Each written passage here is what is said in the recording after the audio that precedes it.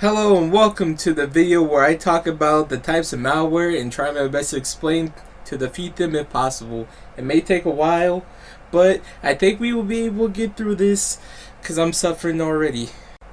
Before I can start off with the types of malware, I had to explain what malware is. In the book that I read, it says that the term defines any program or code that is designed to do something on a system or network that you do not want done. In an easier way, it'll be able to just say that is code that is made to do bad things. Probably, most likely, definitely. So the first type of malware is called a virus. A virus is a program that copies or replicates itself without itself being known, then connects itself to a file or a drive, then it eventually activates, and it may do something like corrupt data or steal information. But now, a way to prevent it is that you shouldn't open or download files that are suspicious, that they're usually in emails, or if you plug them in from a USB drive, it's usually bad things. But yeah. Also, just to make sure, you need to have antivirus software. It's usually for the best, like always. The second kind of malware is a worm, and it's not the kind that you would see in the dirt. A worm virus is similar to the previous virus, but moves itself to other computers, and that is really bad. The shortest way and easiest way to explain the ways to defeat the worm is the same way that it could defeat a regular virus. I still recommend common sense though. For the third one is a Trojan horse, and thankfully it is not an actual horse, but it's malware. But it's the kind of malware that pretends to be something good, but it's actually something completely evil. So it's like a supervillain pretending to be a superhero, in an easy way to think about it.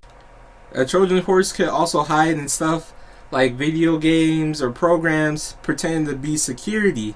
It's really bad. So yeah, that's definitely something to look for. An extra thing I want to make sure that you know is that thankfully this one doesn't replicate itself like how a virus or a worm can. But please use common sense. I'm going to say that a lot through the video. Now for the next one, it is keylogger.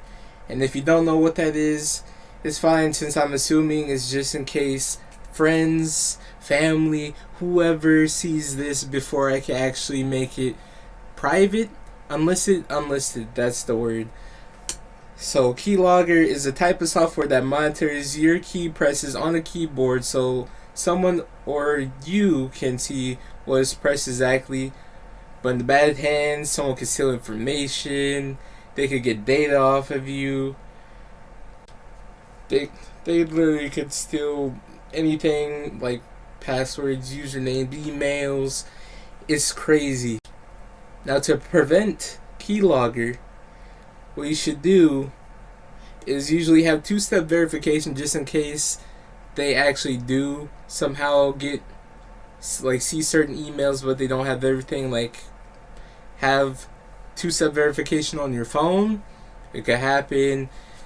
It's literally just that. Also have anti-malware. You do a full malware scan right after, and if you have any actual malware on there, it should be able to pop up and you should be able to delete it after you see that it's there. Now for the next one, it is rootkit. And a rootkit is a program that takes advantage of low-level systems and is able to hide in programs, and it's really hard for anti-malware to notice. Like, even the most complex and best ones have trouble finding it. But from what I had searched on it before, it can also deactivate, or it allows you to be able to deactivate anti-malware or antivirus software. It's like the best way to think about it is like it's something that's under your skin, and it can know what to do, like it's controlling you without you knowing that it's controlling you. It's kind of something. So when a rootkit gets to your device, it can hit and harm just about anything, like the operating system or hard drives, or it can steal data. It can also sneak in other viruses Like if it deactivates anti-malware, antivirus software, it could just sneak it in. You won't really know. And it can also delete files without you even knowing, and that's no good. And if you know that reference, I appreciate you for it. So the best way to battle the evil rootkit is not really evil, just the people that are using it evil. But the best way to battle it is to make sure that your antiviruses are up to date or ahead. Well, yeah, up to date. They're usually ahead of most things. And also, don't forget to scan the computer and use common sense. I really want people to use common sense. It's really, really important. Now, the final thing that I'm supposed to bring up is the final, like the procedures of malware removal is very important. Because if you didn't know how to use it or didn't know the order now, I'm going to try my best to tell you, because I usually am struggling on the inside. I know how to do them by heart.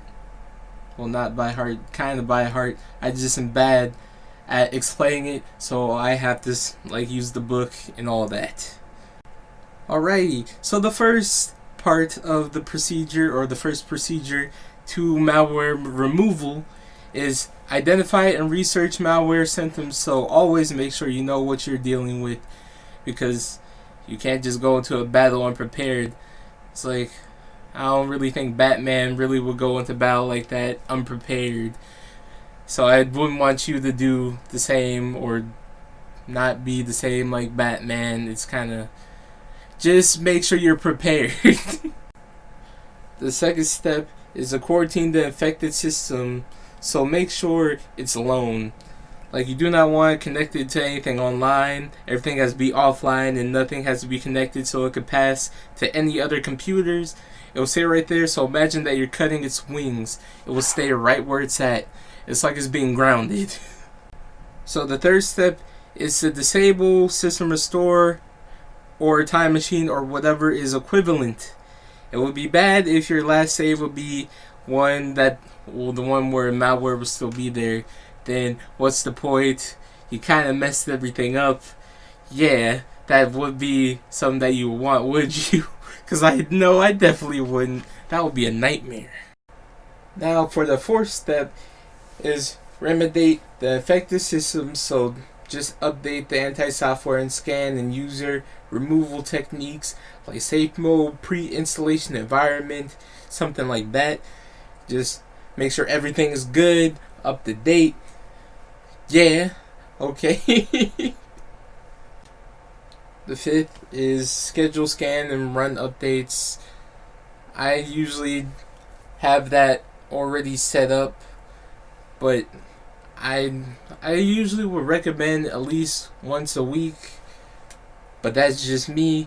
I don't know about other people. It could be even like shorter than that. It could be a month. But I just recommend once a week. Yeah, I think that works.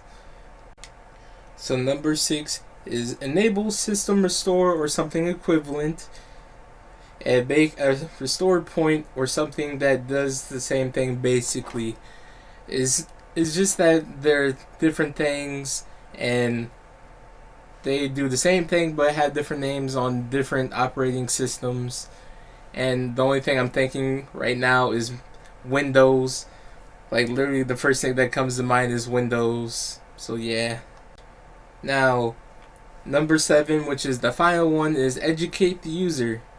And the only thing I'm saying about educating the user is you don't want a person to have the same problem that they did before, because then it's going to be a problem for you again, and that will cause it will cause so much problems. Like, you got to make sure that they understand at least, and please don't be disrespectful towards them when you say it. It's just like, hey, just remember that this type of email is bad. Don't respond to it, even if it seems like the prince is real. He's not. I can assure you.